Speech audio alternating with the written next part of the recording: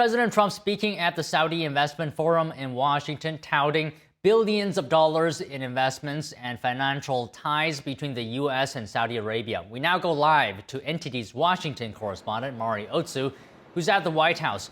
Mari, good afternoon to you. What is the latest from President Trump's remarks? Don, good afternoon. Yes, just moments ago, President Trump was here at the Kennedy Center speaking to an audience of top business and tech executives. This is just a day after the President rolled out the red carpet for Saudi Arabia's Crown Prince Mohammed bin Salman for a day of pomp and circumstance, which culminated in a black tie dinner here at the White House. President Trump is now announcing that $270 billion in deals are being signed between dozens of companies today, thanking those companies in the audience for bringing jobs back to American workers. This is also coming as the Saudi prince Tuesday vowed to up his previous $600 billion investment in the U.S. to $1 trillion. And President Trump also announces today that he's officially designating Saudi Arabia a major non-NATO ally, touting the two countries' strategic partnership. Take a look. We officially designated the kingdom yesterday as the major non-NATO ally. That's a big deal. And we're going to be selling Saudi Arabia some of the greatest military equipment ever built, including nearly 300 American-made tanks. And this week, our countries also signed groundbreaking agreements on civil nuclear energy, critical minerals, and artificial intelligence. And yesterday, the Crown Prince announced that the number that they'll be investing in the United States is $1 trillion. So that's President Trump, in his remarks, also vows to help settle the conflict and the war in Sudan by working out a peace deal there at the request of the Saudi Crown Prince. His announcement was met with applause at the Kennedy Center, the president adding how influential his tariff strategy has been in ensuring national security and brokering multiple peace deals.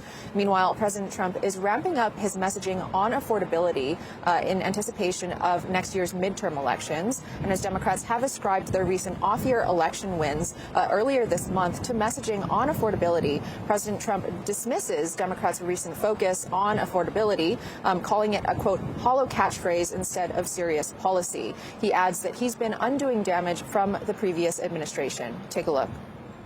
We're also making incredible strides to make America affordable again. That's a new word that they're using. Affordability, they talk. They had the worst inflation in history. If you look at the numbers, since I took office, core inflation is now below 2.7%. It was at numbers that nobody had ever seen before with them. Since March, egg prices are down 86%. Think of 86%. Many other prices are down in a similar number. Yeah, look at all the fake news. They started screaming at me, eggs, eggs. I didn't know anything about it. I said, what's going on with eggs? They're up quadruple. I said, I've only been here for 3 days.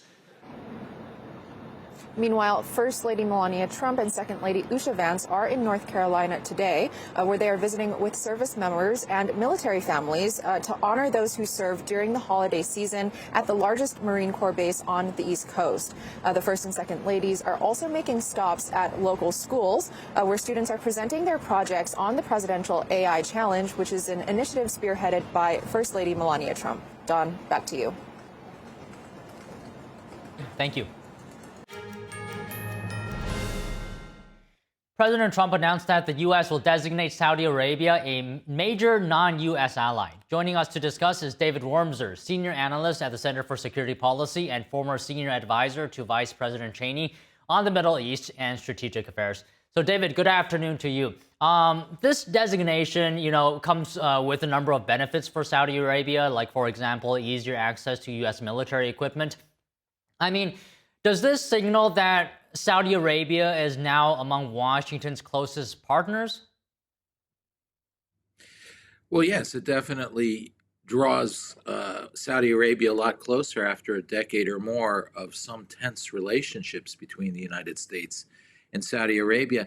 But it actually returns Saudi Arabia to a role it's had for most of the last year, which is to be one of the most important American allies in the region. So this really restores a sort of relationship rather than paves a whole new way. So President Trump said today that The U.S. Saudi Arabia partnership is one of the most consequential in the world. And you're saying that this restores the relationship. Why does the Trump administration consider it so critical?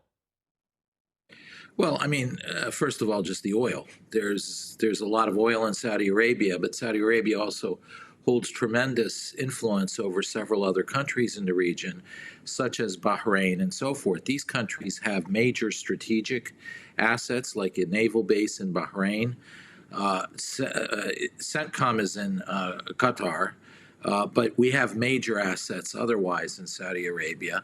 And of course, there's a lot of oil, natural gas in the UAE, Saudi Arabia, and elsewhere. So there's a lot of strategic importance to that. But there's a further strategic importance, which is new, which is this new corridor emerging between India, the UAE, Saudi Arabia, Israel, and Greece. And that is an important trade corridor, but really it's a strategic alliance emerging that creates a southern belt to stop the Chinese Belt and Road, which is pushing in from the north and is anchored more to Qatar, Iran, parts of Afghanistan, Turkey. So it has a major strategic play. It also is a major question over the Palestinians and who really governs the essence of the Palestinian question. And the Israelis trust the Saudis a lot more, Saudis and the UAE, a lot more than they trust Qatar and Turkey. And as a result, the more Saudi Arabia emerges as the voice of the Palestinian question, the more actually the Israelis are comfortable with proceeding forward on that issue. So, David, you brought up, pardon me. David, you brought up China's Belt and Road initiative. You also brought up Iran. So Russia as well also playing significant roles in the Middle East region, all of which have complicated relationship with the U.S. as well. So my question here is, how aligned are Saudi Arabia's goals with the U.S. interests in this region? I think they're quite closely aligned. They're not entirely identical, but they're quite closely aligned, more so than sometimes Washington appreciates, because the Saudis always hedge a little bit. They are very cautious by nature. And as a result, sometimes they hedge a little bit with China and otherwise, and that gives the impression that there's light of day. But Saudi Arabia would love nothing more than a robust United States, a very committed United States, and a very confident United States, because it has always thrived the most when that happens. So in many ways, Saudi Arabia's relationship with the United States does reflect a strong parallel of interests. The fact that the Saudis and the Israelis are drawing closer strategically, not necessarily peace yet, but strategically, that it reinforces the American presence in the region without a huge American commitment. So, David, there's one thing that I have to ask you, because a reporter yesterday during the meeting between Mohammed bin Salman and President Trump asked about 9/11, and the Crown Prince said that the 9/11 plot was used by bin Laden to drive a wedge in U.S.-Saudi relations. Would you just be able to comment on that? How has 9/11 shifted U.S. foreign policy on the Middle East or changed the relationship with Saudi Arabia? Well, it's interesting. I mean, I think the Saudi role in 9/11 has never been fully appreciated. I think it was the Saudis had a policy before 9/11 of trying to export some of their internal problems. They funded some of these organizations abroad that led to 9/11, and but as soon as that happened, the Saudis understood it and they cooperated with us in the war on terror. This is already 24 years ago, so they've been a fairly good ally in those issues on Islam, Islamism, the radical jihadis, and so forth. Moreover, their nemesis in the region, Qatar, has gone the other direction. Qatar has become the main funder now of the Muslim Brotherhood and the various terror world that emerges from that. So in many ways, the Saudis, despite the fact that they really were not careful and they were complicit in 9/11, not wittingly, but unwittingly, by having funded some of these organizations that went bad, really bad, they actually are playing the productive role in this, and the Qataris are the ones we should be worrying about now. Okay, David, just one last thing that I'm wondering today. I'm curious to get your comments on, because President Trump brought up the Board of Peace. How well is that going to work to oversee an interim government in Gaza? Trump says heads of major countries will be on it. It will work well only when it doesn't work at the beginning. And by that I mean, I think it's fairly clear by now that Hamas has no intention of disarming, and that there's no international coalition of forces that will disarm Hamas. And that's a bottleneck. It has to be disarmed. So in the end, the only thing that can really bring about the disarmament of Hamas is Israel finishing the war, which I believe is coming, that they will have to go into the remainder of Gaza and physically dismantle Hamas and comb the area.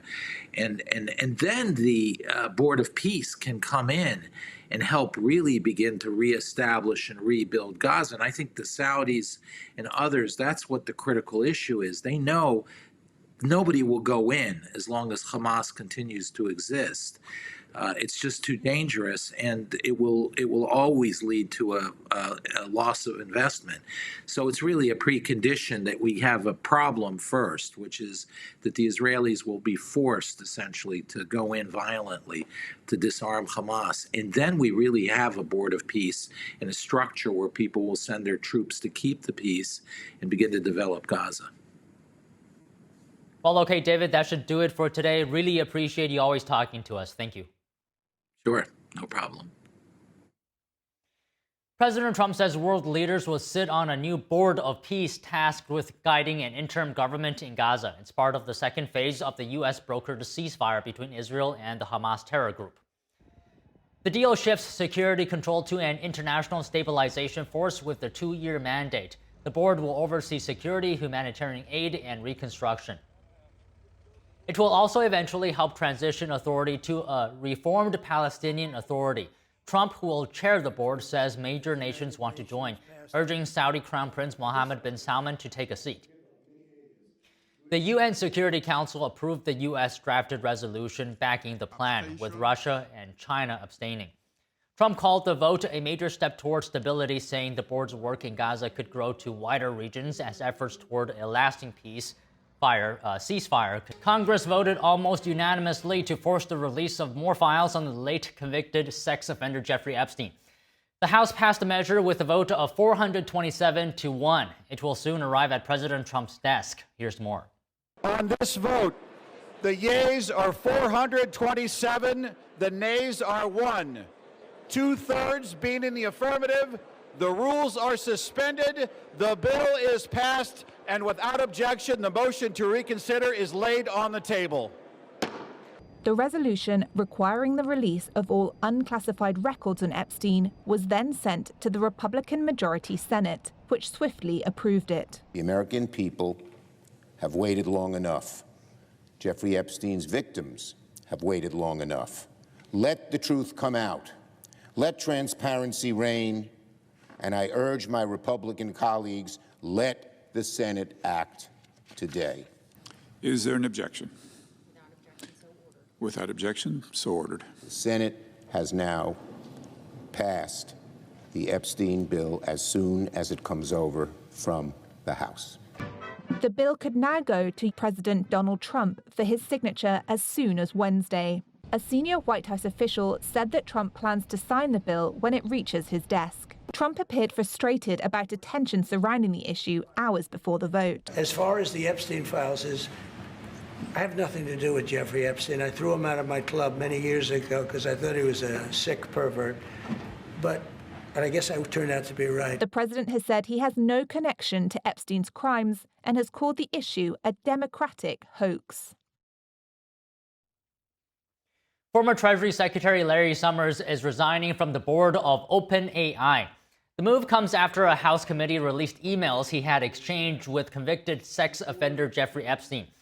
Those emails showed years of personal correspondence between the two men. Since the release, Summers has said he plans on stepping away from public commitments. He previously served as former President Bill Clinton's Treasury Secretary. He was also former President Barack Obama's National Economic Council Director, as well as Harvard University's president. Harvard is launching an investigation into Summers' relationship with Epstein. Both the House and Senate passed the Epstein Files Transparency Act, sending the bill to President Trump to sign into law. Joining us to discuss is legal analyst Bobby Ann Cox, civil rights attorney and fellow at the Brownstone Institute. So Bobby Ann, always great to have you here. Good afternoon. So if you could just clarify some things up for us. Senators had locked in agreement to pass the Epstein Files bill as soon as it arrived from the House. So what is the reason that Congress must be involved here? Well, basically, Congress is exercising its oversight power. And with that power, they are now passing a law, the House and the Senate, and it'll go to President Trump's desk shortly thereafter. But they're passing a law that is going to compel or force the Department of Justice and the FBI to release files that have to do with Jeffrey Epstein and the investigation into the allegations about sexual assault and sex trafficking and child trafficking and such. So they are exercising their oversight power, and this is something that is wildly popular. As we saw, it passed. There was only one person that voted against it in the House of Representatives yesterday. All the other members of the House, whether they were Republican or Democrat, voted to pass this law. And then the Senate, before the law even arrived the bill even arrived into the Senate agreed unanimously. So that's all the senators, whether they were Democrat or Republican, decided that they were going to vote in favor of this bill as soon as it came into the Senate. So effectively, it has passed both the Senate and the House of Representatives. So the next step is it would go to the president's desk for his signature, and then that it would officially become law. And then once passed and signed into law, then the Department of Justice and the FBI would have 30 days to turn over or make public those files. Anything that's not classified, of course, classified information will remain classified, and redactions can be made. So we'll see. 30 days once it's signed into law. Right, and President Trump has indicated publicly that he will, in fact, sign it into law. So, Bobby Ann, would you characterize this bill? The purpose here is solely about transparency and accountability. I would say it is mostly about transparency and accountability, of course. So this was really spearheaded by one of the Republican members of the House of Representatives, Representative Thomas Massey. He is the one that drafted this. It was co-sponsored by a Democrat as well. And he forced the vote to take place on the floor, on the House of Representatives floor. So he forced it to a vote. And as we saw yesterday, it passed overwhelmingly. As I said previously, only one member of the House of Representatives voted against it. So it was almost a unanimous vote, and it passed. So yes, this is something that is the purpose is to reveal what the investigation thus far by the FBI and the Department of Justice has revealed and make that public. I mean, the law that the bill that they're passing right now requires that the files, anything that is not classified, be released to the public and be in a searchable, downloadable format. So it's very specific, actually, the law itself, in how these files need to be released. So yes, it is about accountability and transparency. They want Americans to be able to look at the documents themselves, and accountability. Yeah, they want that too, because we've heard a lot of whispers and rumors about names of high-profile individuals, both American and abroad, that are supposedly involved with or were involved with Jeffrey Epstein and Epstein Island. So, this is what the public wants. And apparently it's what Congress wants too, because it has passed overwhelmingly. So in terms of the release of the files and redactions as well, is there a role that judges will play in this? Well, at this point, there aren't judges involved. Right now, we're dealing with the other two branches of government. We're dealing with Congress, which is the legislative branch, and we're dealing with the president and the executive branch. That's the Department of Justice and the FBI both sit in the executive branch under the president. So we're dealing with those two branches of government right now. The courts are not involved in this specific issue at this point. So as far as redactions are concerned, that would be something that either the Department of Justice or the FBI could do. The law does have a provision that says that, sensitive information, for example, sensitive information about any of the victims would be redacted or can be redacted by the Department of Justice or the FBI prior to releasing the information to the public. And obviously that is for, we want to protect those people and their names and their private information, especially if these, alleged sexual assaults happened when they were children. So that is very important. So there will be redactions, I'm sure, and the law has provided for that. So we'll see what comes out. If the president does sign this into law, in 30 days' time, we'll see what comes out and what is redacted. So, Bobby Ann, what do you think might happen after those 30 days when we see the files? Could the materials potentially support civil action, new ones? Yes, so that is something that could take place, that could happen. If somebody was sexually abused or, trafficked by Jeffrey Epstein, even though he is deceased, as you know, he died in 2019, and we're now in 2025. So, 6 years later, you can, as a victim, you can still sue the estate of the deceased person.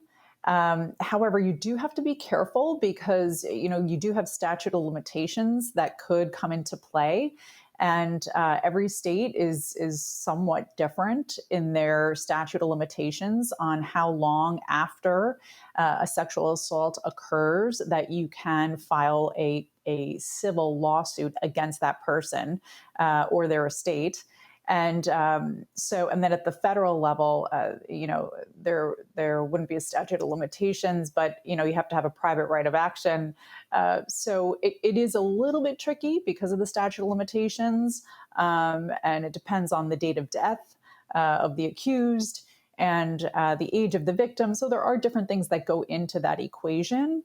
But ultimately, if all things fall into place, then we could see some civil lawsuits come out of this once the information and the files are made public.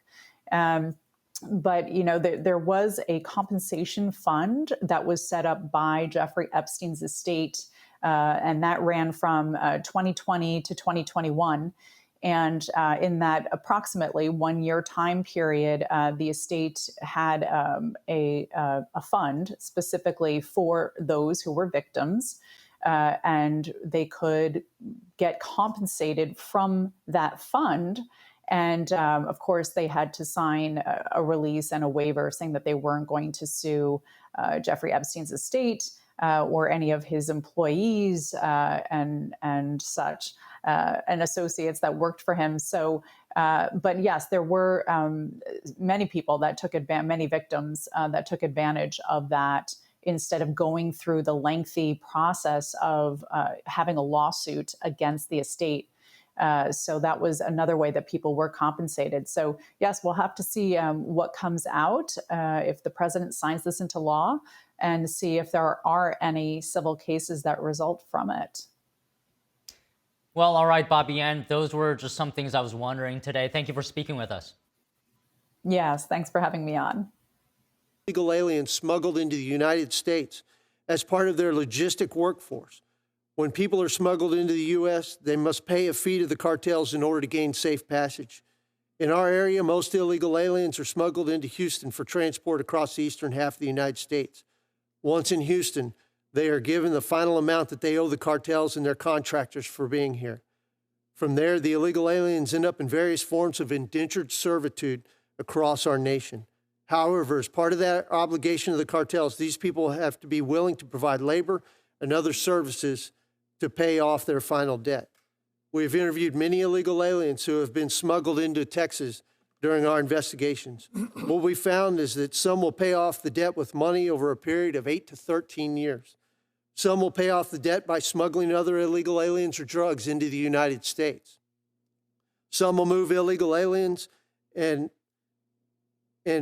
drugs from one area of the interior to another. Others will be placed into forced prostitution or will be called upon to provide material support in the unloading or moving of drugs and in the areas in which they reside.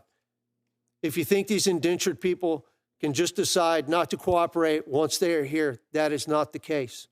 The cartels have a vast intelligence network and keep records of the people they smuggle, to include family member information. I've had illegal aliens involved in criminal activity tell me that they had no choice but to commit criminal acts in order to prevent their family members from being placed into bondage and doing unspeakable acts in their home countries. What this means is that millions of illegal aliens now residing in the United States are part of the logistical support operations for illicit cartel activities throughout our country.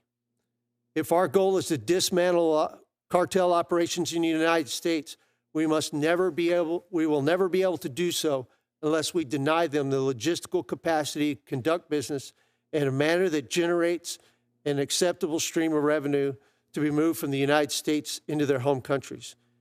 In order to take the initiative in what can only be deemed as asymmetrical warfare against the cartels and their business partners, law enforcement must change their mindset and must change their methodology.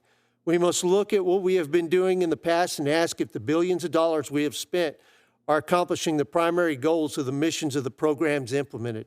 In most cases, I will speculate that with an honest assessment, we will find that most of the federal dollars being pumped into law enforcement programs is remaining in urban areas where expense versus return is not in balance.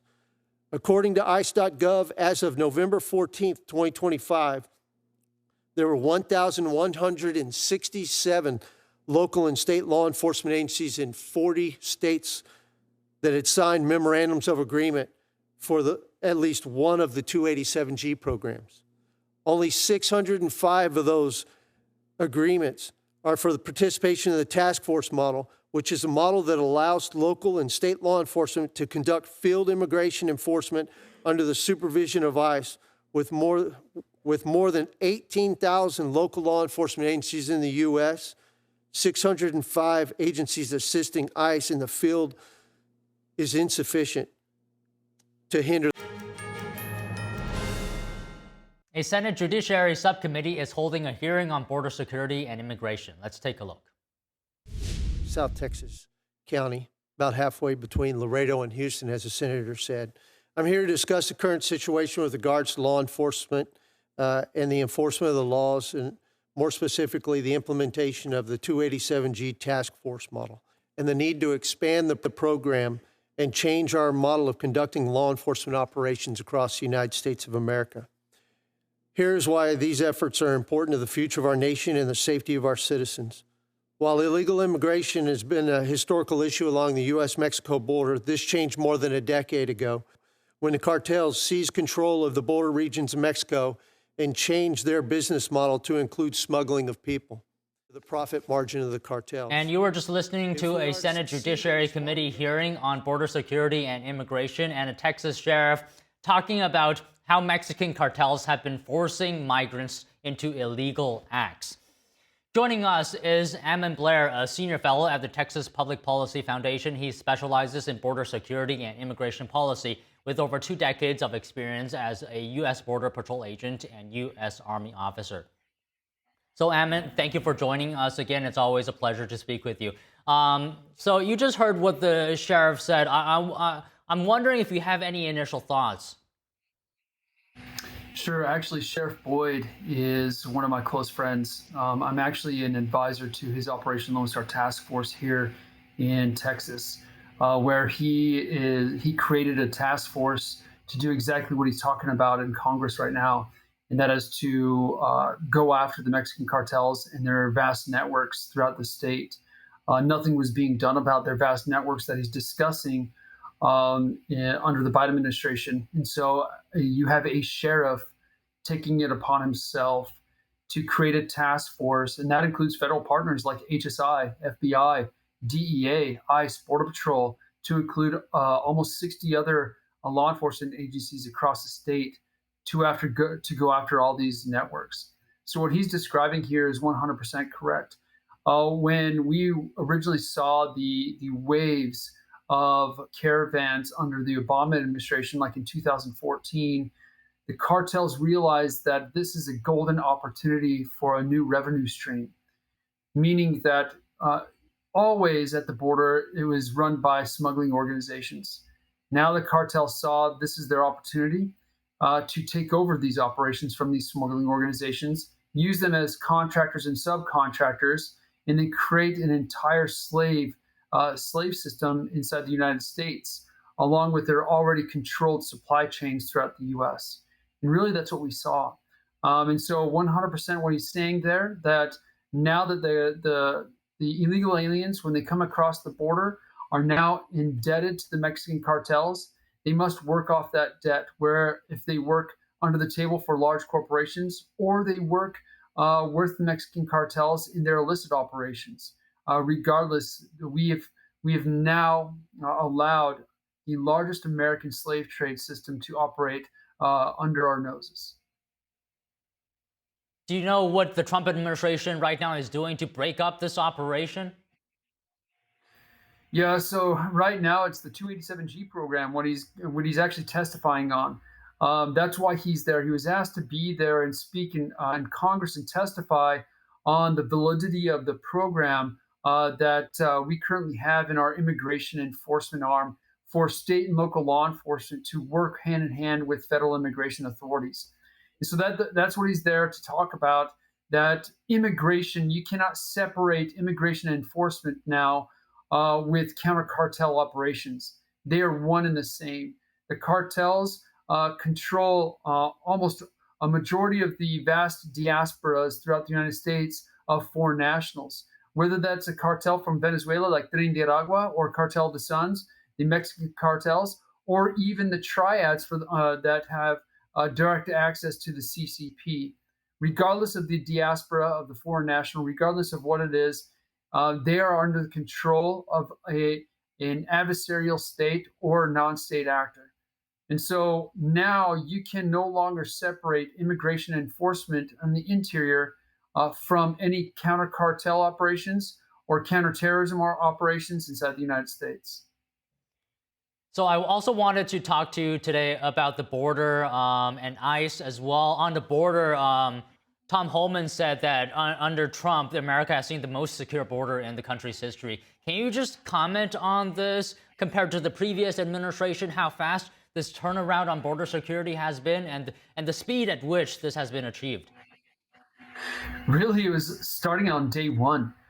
Illegal aliens realized that if they came across the border, that they would be promptly removed. Therefore, there was really no incentive to give themselves up to Border Patrol. The vast numbers that you saw under the Biden administration, the majority of those were giving themselves up.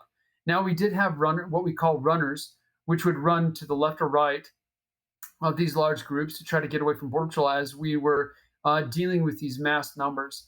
But what ended up happening is those that were giving themselves up realized, you know what, I'm not going to be able to falsify my asylum claims. I'm not going to be released into the United States. I'm going to be removed. And so that incentive was no longer there.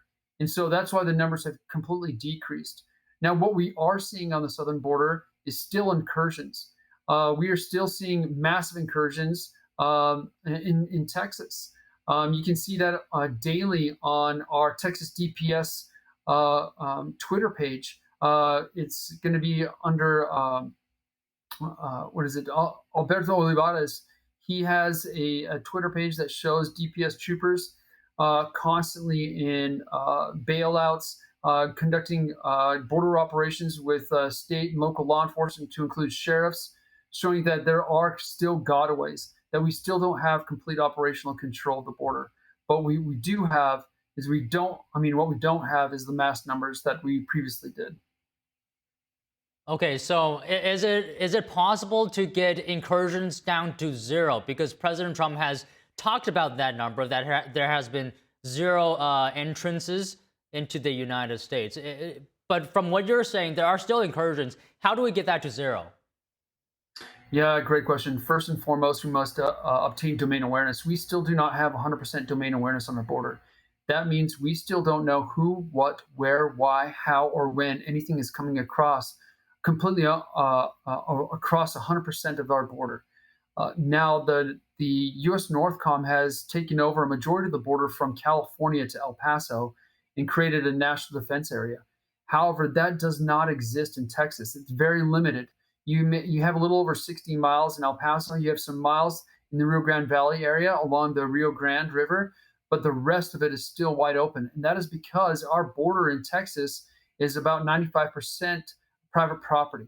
And so in order for the U.S. Northcom to conduct operations on there, they must have memorandums of understanding with private property owners. And so right now, one, can create 100% domain awareness utilizing technology and also manpower and other resources like the wall. Two, the ability to stop and prevent everything. We still don't have that at all. Like I said, to give you an example, in my station where I served at, though it says that we had close to 500, 600 agents at any at our station that were assigned to our station, but you have to break that down by those that are currently on leave, broken down by shifts. And so a lot of times we would only have given each shift 1 to 2 agents per every mile. And so how would you be able to stop every incursion if you only had 2 agents for every mile? It's not possible. And that's why we have to have U.S. Northcom support. But like I said, first and foremost, we must obtain 100% domain awareness, which we still have not yet done. And next, then we must be able to, now that we know that's coming across, figure out ways to make sure that it doesn't even enter into U.S. soil. Okay, it sounds like there's there's more that needs to be done about the situation. There's one last thing I want your comments on, and it relates to how immigration enforcement officers are being treated. So today, a subcommittee on border security and immigration hearing highlighted what it called a crusade against immigration enforcement, and it noted some misrepresentations of ICE's actions in both mainstream media and on social media. So on this issue, do you see an ongoing misinformation campaign at all against immigration enforcement? Oh, 100%. In fact, you recently saw congressmen and women making a statement telling our military to disobey Trump's orders, which was a complete act of treason. So you're having congressional representatives claiming that ICE and also Border Patrol are fascists, are part of a tyrannical arm of the federal government that are conducting operations illegally or unconstitutionally in our streets. And so they're asking whether that's local law enforcement, county sheriffs, even our military, to disobey orders and not work with them.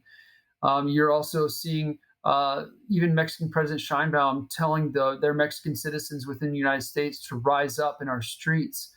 You're seeing extreme left organizations like Antifa or communist anarchist organizations do the same thing and try to disrupt any and all operations. You're seeing them slash tires in North Carolina. You're seeing them utilize vehicles to blockade or block them or to try to run them over.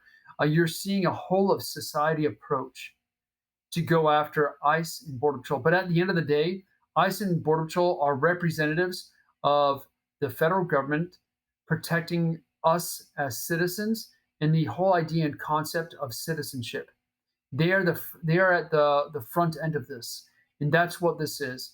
This is a whole society approach to eradicate the idea and concept that there is a citizenship, that there is citizenry, that there is a difference between a citizen, a legal resident, and an illegal alien. If they can muddy those waters, if they can go after those that are actually conducting immigration enforcement and protecting citizens from illegal aliens, if they can do that, if they can delegitimize that, then they can delegitimize all institutions that surround that, whether that is ICE, Border Patrol, and then at the end of it, our Constitution. And Ammon, I was just reporting maybe yesterday or the day before that there's now criminal impersonators of ICE agents, which potentially could be making the situation even worse, preying on the vulnerable. Well, all right, Ammon, it's always great to hear your insight. Thank you so much for your time. Thank you so much for having me. Immigration enforcement agents have arrested more than 250 people in North Carolina around Charlotte, the state's largest city. The operation that began over the weekend is the latest in President Trump's crackdown on illegal immigration. The government has dubbed the deployment Operation Charlotte's Web. The push to carry out arrests in North Carolina expanded to areas around the state capital of Raleigh on Tuesday. Meanwhile, Border Patrol agents are expected to arrive in New Orleans by the end of the week. Around 250 federal agents are set to begin another immigration enforcement operation there in the coming weeks. And New York City will see expanded immigration enforcement soon. Border czar Tom Homan says that ongoing operations in the sanctuary city will be beefed up. Regardless of Republican or Democratic city, we're going to enforce our laws across this country and take those public safety threats off the street, Bill. But I'll say this, I've said it from day one. Sanctuary cities, we're flooding the zone because we know they're releasing public safety threats in the communities every day. If the mayor of New York City wants to come and talk about making the streets safer, open up for discussion. I'm willing to meet with anybody. President Trump's willing to meet with anybody. But let's get together and work it together. We much rather work with these sanctuary cities than keep, putting our agents at extreme risk. The announcement comes 1 month after ICE agents conducted a sweep on street vendors in Manhattan, which turned into chaos after agents were swarmed by protesters. Homan did not say when the escalation in the Big Apple would begin. DHS would oversee any operations. Local leaders oppose the surge, and New York Mayor-elect Zohran Mamdani has said his city is committed to upholding its sanctuary policies. The Department of Homeland Security is also launching a 2-month immigration crackdown in Louisiana and Mississippi. The operation is called Swamp Sweep. It will deploy about 250 federal agents beginning in December. It aims to arrest nearly 5,000 people. The Department of Justice is going after a former Olympic snowboarder from Canada. Ryan Wedding is on the FBI's 10 most wanted list due to his alleged crimes. Here's Attorney General Pam Bondi talking about the latest developments in this case. He controls one of the most prolific and violent drug trafficking organizations in this world. He is currently the largest distributor of cocaine in Canada. Today, we're unsealing a new indictment, charging Wedding with 2 additional counts of witness tampering and intimidation, murder, money laundering, and drug trafficking. She added that Wedding also has ties to the Mexican Sinaloa cartel, which is designated as a foreign terrorist organization. And he's allegedly connected to another individual called Atna Anja, who goes by the name of Tupac.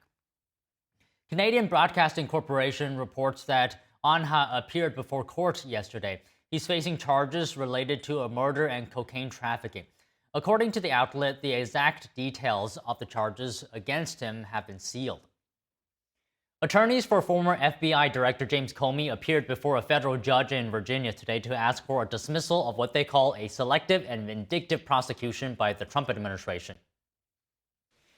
The Trump administration charged Comey in September with making a false statement to Congress and obstructing a congressional proceeding.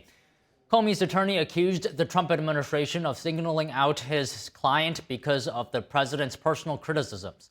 During the hearing today, the presiding judge questioned Lindsay Halligan, the charging U.S. attorney, about a claim that the entire grand jury didn't review the full indictment.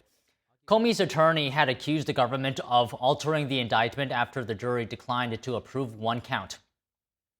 Halligan pushed back and directed the judge to the transcript of a back and forth between one juror and the magistrate. Comey's attorney asked the judge to dismiss the case with prejudice, meaning the case cannot be brought for a second time. New York City Mayor-elect Zohran Mamdani announced he will keep New York's current police commissioner. Here's more.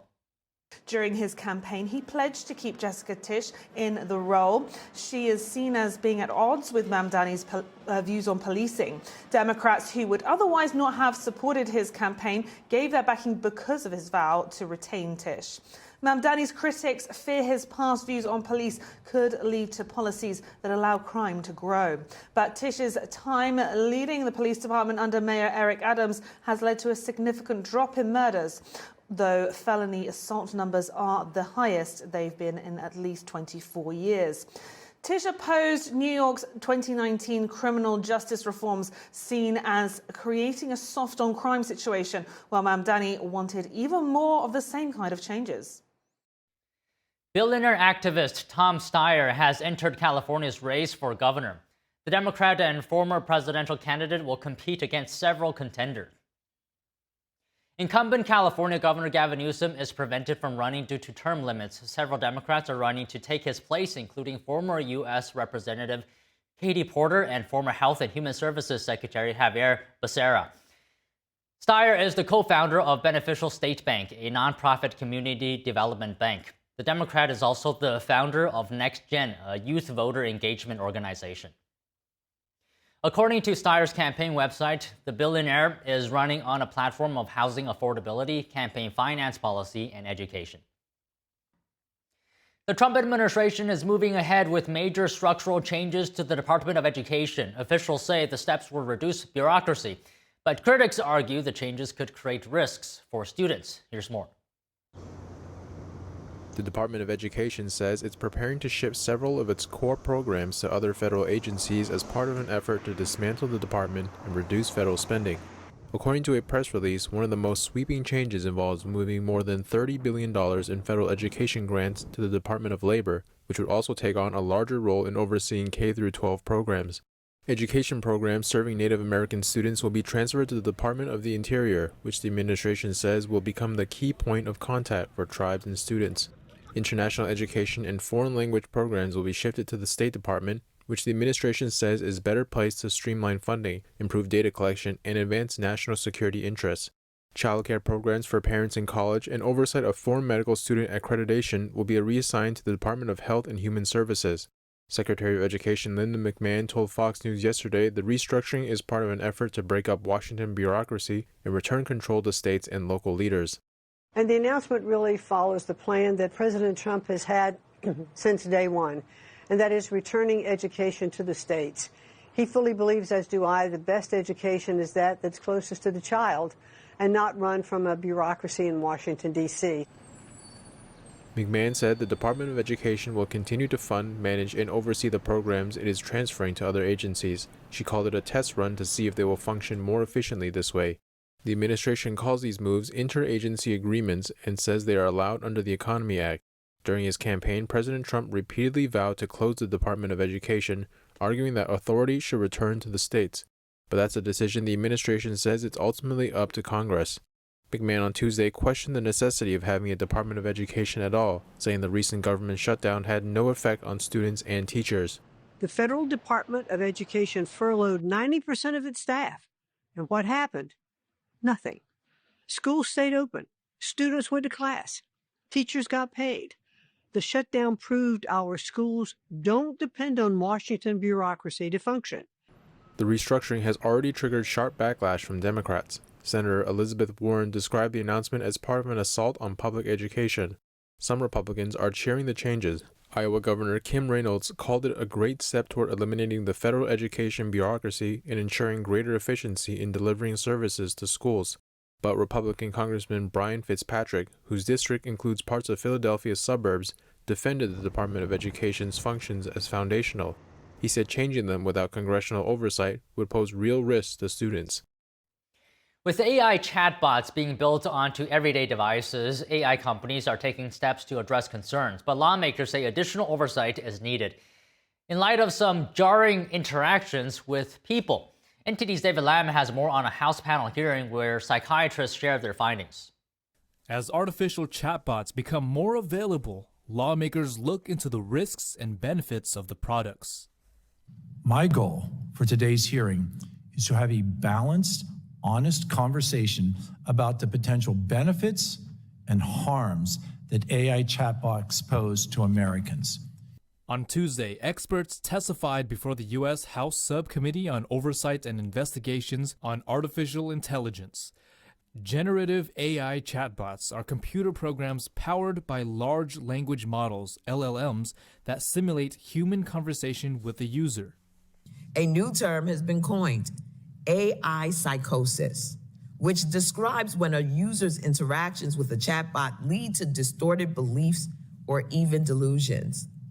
As we've seen in some absolutely tragic cases, users experiencing mental health crises have even taken their own lives.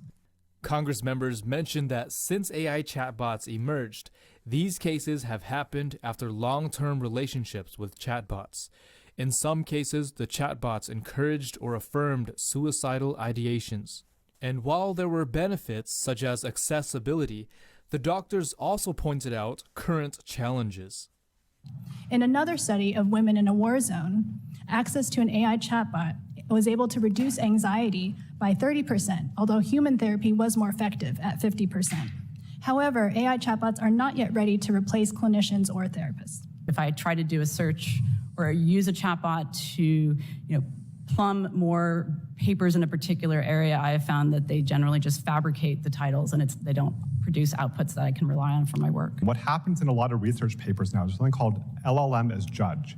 And so what they do is they actually have the large language model read all those outputs and try to code it. So anytime you see the word LLM as judge, I would be careful or say we should at least have a human reading it and checking over it.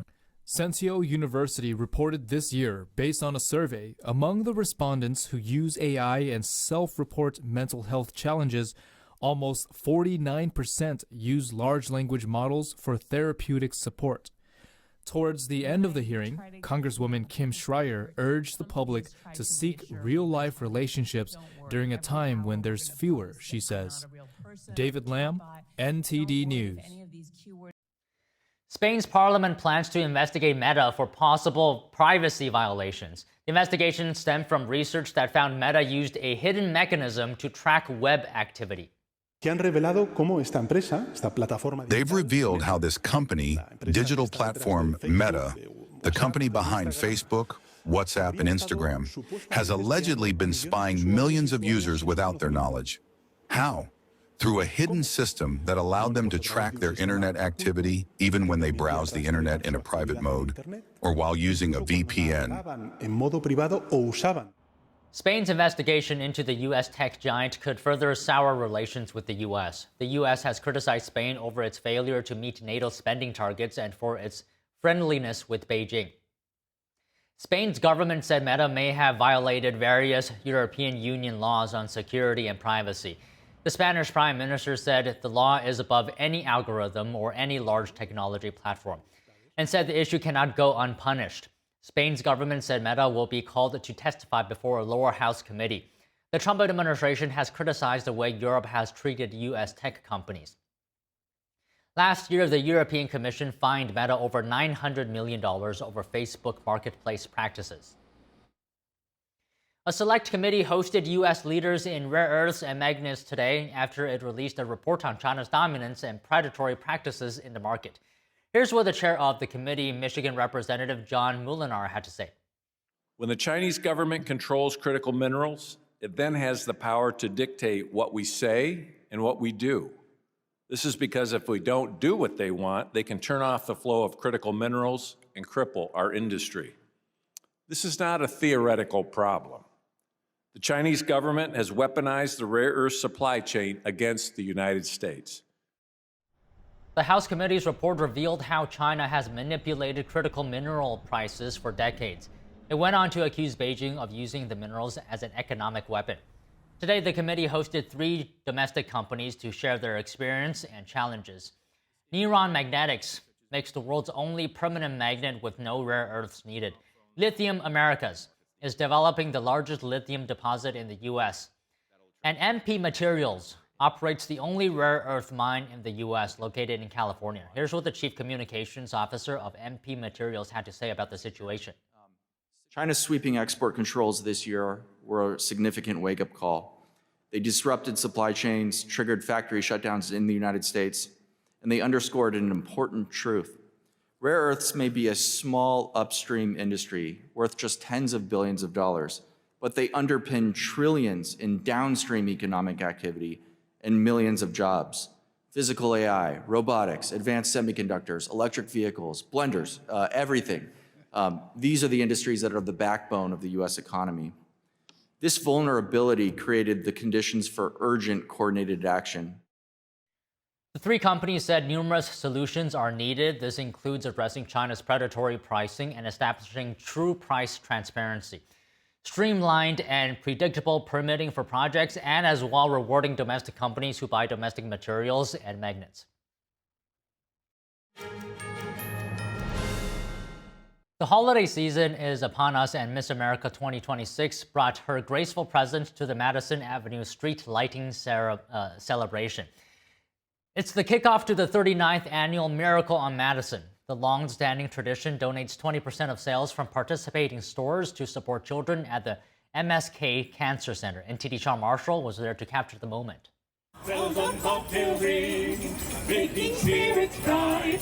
Cassie Donegan, Miss America 2026, kicked off the Madison Avenue holiday lighting ceremony, cutting the ribbon to switch on the glow of 114 street trees lining Madison Avenue between East 57th and East 86th Streets in Manhattan, New York. A Queens, New York native offering welcoming remarks and singing her favorite surprise holiday song a cappella for the street audience. Next year all our troubles will be miles away. The event also launches a Manhattan shopping tradition of the 39th annual Miracle on Madison Avenue, a December 6th event where over 70 stores donate 20% of sales that day to benefit the Society of Memorial Sloan Kettering Cancer Center's pediatric programs.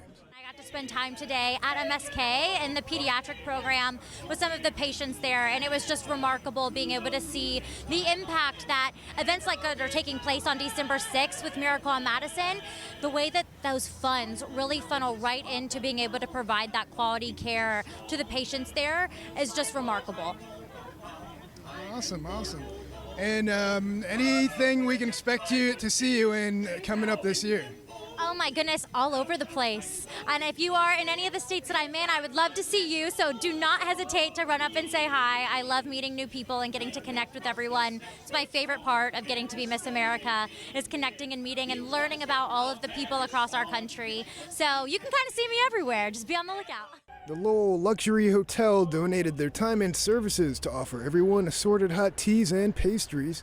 And the MSK Caring Canines took a break from comforting pediatric cancer victims to make their guest appearance for the event attendees and performers.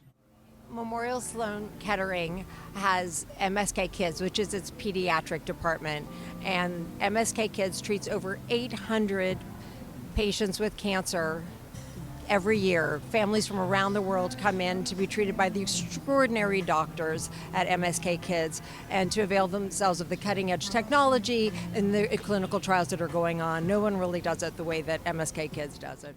The Broadway Carolers brought the full holiday spirit to the event, a special treat that really makes it feel like a night to remember. We are the Broadway Carolers.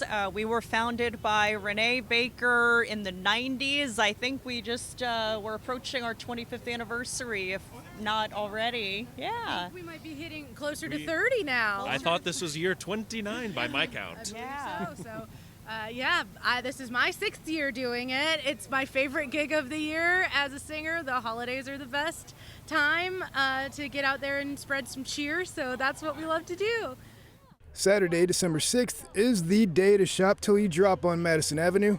20% of store sales up to $15,000 per participating store will be donated to the Society of MSK Cancer Center to benefit the children there. Also on December 6th will be at least 12 carolers split into groups, the MSK carrying canines, and hot beverages offered by the boutiques and restaurants. And hot chocolate will be there. Sean Marshall, NTD News. A 25-foot con-collar fir selected for display as this year's White House's Christmas tree was cut down, wrapped, and loaded onto the back of a truck yesterday. The tree was grown at Corson's Tree Farms in Sydney Township, Michigan, and was selected after winning a nationwide contest for the honor of taking up residence in the Blue Room. Yeah, so it's the National Christmas Tree Association has their tree contest, and they have it every other year. The winner of the contest earns the right to provide the official White House Christmas tree that goes in the Blue Room. So, and we have competed in the national contest. This is the 6th time that we've competed. So we've had in 2015 we had the Reserve Grand Champion tree. So we presented a tree that went to the Vice President. We're very honored and very proud to be able to represent the real Christmas tree industry. And Corson's is a family business that has been growing trees since 1970s. The farm grows 12 different species of evergreens on more than 1,000 acres of farmland. The tree is set to arrive at the president's home on Monday.